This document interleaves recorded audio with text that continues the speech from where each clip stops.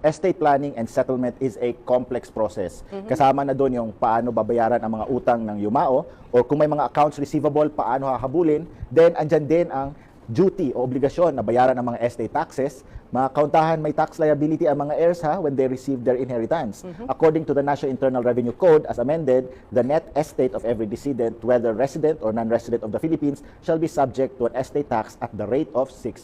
Yes. In the meantime, sagutin muna natin yung mga single daw ba na namatay na walang magulang, anak at asawa. Pwede raw bang ibigay lahat ng properties niya sa favorite pamangkin niya through a holographic will to the exclusion of her siblings and other nephews and nieces? Ang sagot po dyan ay hindi po pwedeng ibigay lahat ng kanyang estate doon sa paborito niyang pamangkin. May compulsory heirs po kasi siya at ito yung mga kapatid at mga pamangkin ng anak na mga yumaong kapatid niya. So kung gagawa siya ng holographic will at pagkakaloob niyang properties niya sa paboritong pamangkin niya, yung mga yon ay ma-adjust din kasi kukunin pa yung mga legitimate na mga kapatid at ibang pamangkin niya doon sa anak ng mga yumaong kapatid niya.